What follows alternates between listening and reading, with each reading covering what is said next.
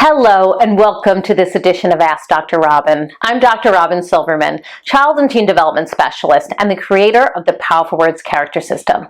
Today's letter is from Jay Jacobs in Washington, D.C., who writes, "Dear Dr. Robyn, my wife and I always set goals at the start of the new year. I'd like my kids to start that too. What do I need to know to help them set goals? Do they set goals using the same formula as we do as adults?" Well, thank you, Jay Jacobs. Yes, it is that time of year when many set New Year's resolutions. Many adults use the acronym SMART: specific, measurable, achievable, realistic, and time-bound. But what about the kids? Should they use the same formula? Sort of.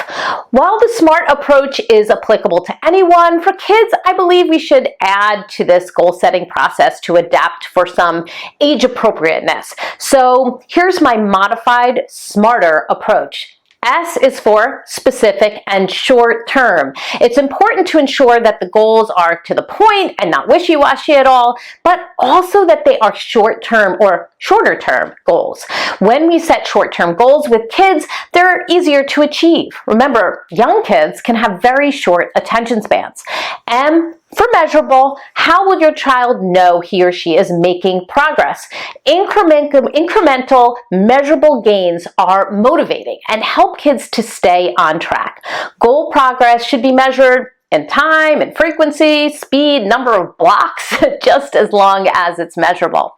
A for agreed upon. Because children rely on other people in order for their goals to be put into action, every aspect must be assigned. So who's going to be involved and what is each person's role? Who will teach them? Who will drive them? Who will pay for lessons?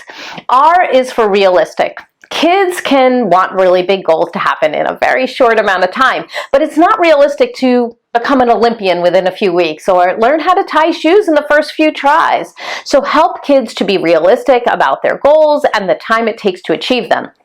T for time-bound, but be cognizant of how much time is devoted to that goal. Allow goal setting and goal getting to be fun and challenging without taking over your child's life.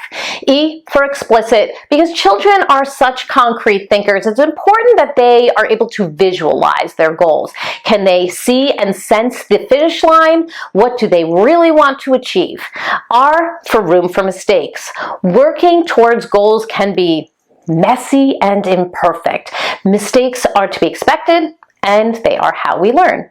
That's it for this edition of Ask Dr. Robyn. Thank you so much for sending in that question. When you step forward and ask, we all learn. Please tune in next time when we'll feature another question, maybe yours, and get some tips we can all use. Until then, make it a very powerful month.